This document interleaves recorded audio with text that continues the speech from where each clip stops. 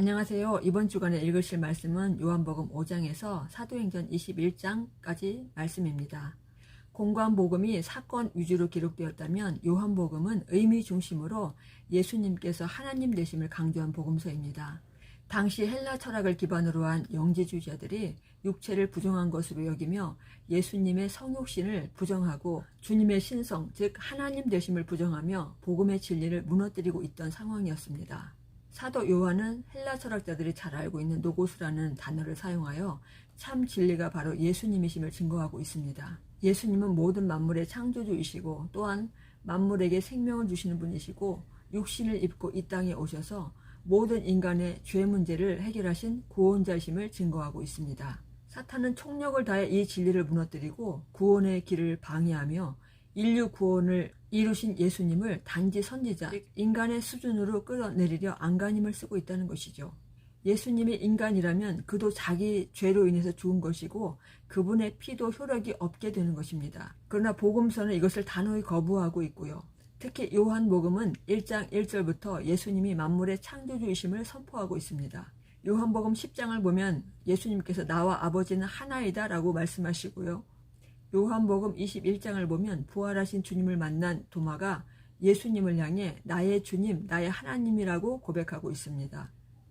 요한복음에서는 예수님께서 나는 무엇이다는 자기 선언을 7가지를 선포하고 있습니다. 즉 나는 세상의 빛이요, 나는 부활이요 생명이요, 또한 나는 길이요 진리요 생명이다 라는 말씀을 7가지로 선언하고 있는데요. 이것은 바로 출애굽기 3장에서 하나님께서 나는 스스로 있는 자다 라는 표현과 같은 말씀이라는 것입니다.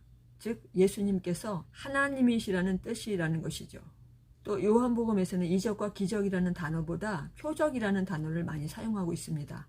이 표적은 바로 주님께서 하나님이심을 보여주는 사인임을 강조하고 있습니다. 물을 포도주로 만든 사건, 또 날 때부터 소경을 고치신 사건, 또 죽은 나사로를 살린 사건 등을 기록하고 있습니다. 또 요한복음에서는 예수님의 주옥 같은 강화들이 소개되고 있습니다.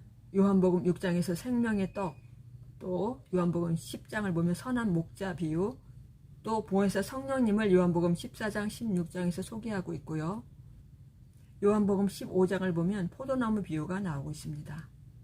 요한복음은 단순한 복음의 진리가 담겨 있으면서도 뛰어난 학자조차도 어렵다고 느낄 만큼 심오한 깊이가 있는 말씀들이 기록되어 있습니다. 요한복음에 나오는 주님은 남편을 6번이나 바꾼 여인을 만나기 위해 한낮의 뜨거운 우물가에서 기다리신 분이시고요. 또 가늠한 여인이 잡혀왔을 때 나는 너를 정죄하지 않는다 라고 말씀하신 분이시죠. 사탄은 우리를 정죄합니다. 너는 죄인이야, 너는 끝장이야, 너는 자격이 없어, 이렇게 말한다는 것이죠. 그러나 예수님은 선한 목적을 위해 우리를 징계하시지만 정죄하지 않으시고 불쌍히 여기신다는 것이죠. 어떤 죄를 짓고 어떤 실수를 했든지 하나님께 고백하면 주님은 즉시 우리를 용서하시고 나를 새롭게 해주시는 분이심을 기억하시기 바랍니다. 요한복음 16장을 보면 예수님은 제자들에게 내가 너희를 고아처럼 버려두지 아니하리라 말씀하시면서 성령님을 보내줄 것을 약속하고 있습니다. 영이신 성령님은 시공간의 제약을 받지 않으시고 언제 어디서나 우리와 함께 하시고 우리를 도와주실 수 있는 분이십니다. 내 곁에 계시는 성령님을 의식할 수 있도록 영적으로 성장하는 저와 여러분이 되기를 바랍니다. 기도할 때, 말씀 읽을 때, 또 어려운 문제를 만났을 때 성령님의 도움을 요청하고 힘을 얻으시길 바랍니다. 예수님이 하나님이신 것을 믿으시나요? 그렇다면 창조주 하나님이 인간의 몸을 입고 이 땅에 오셔서 뺨을 맞으시고 침뱉음을 당하시고 배신당하시고 옷을 벗기우시고 나무에 달려 피 흘려 죽으셨다는 이 불가사의한 일을 어떻게 받아들여야 될까요? 왜 그러셔야 했을까요? 그것은 바로 나를 사랑하시기 때문에 나를 구원하시기 위해 그 고난을 감당하셨다는 것이죠. 나는 하나님의 생명과 바꾼 존재라는 것이죠. 하나님께서 나를 그렇게 귀하게 보신다는 것입니다. 하나님은 예수님의 피로 바꾼 나를 그렇게 쉽게 포기하지 않으신다는 것을 기억하시기 바랍니다. 이렇게 귀한 존재인 나를 나 자신도 귀하게 여기고 나를 세상에 쉽게 던지거나 또 죄의 도구로 함부로 쉽게 내주지 말고 하나님의 자녀답게 살아서 전능하신 하나님의 돌보심 안에 살아가는 복된 사람이 되기를 예수님의 이름으로 축복합니다. 요한복음 11장을 보면 죽은 나사로의 무덤 앞에서 마르다는 예수님께 이미 죽은 지 나흘이나 되었기 때문에 안 됩니다 주님하고 말하는 것을 보게 됩니다. 예수님께서는 돌을 옮겨 놓아라, 내가 믿으면 하나님의 영광을 보리라 라고 말씀하시죠. 우리 마음에 이것은 안 돼요 라는 돌이 있습니다. 이것은 안 돼요 라는 불신앙의 돌을 제거하고 예수님은 하실 수 있습니다 라는 고백을 통해서 주님의 영광을 경험하는 저와 여러분이 되기를 축복합니다.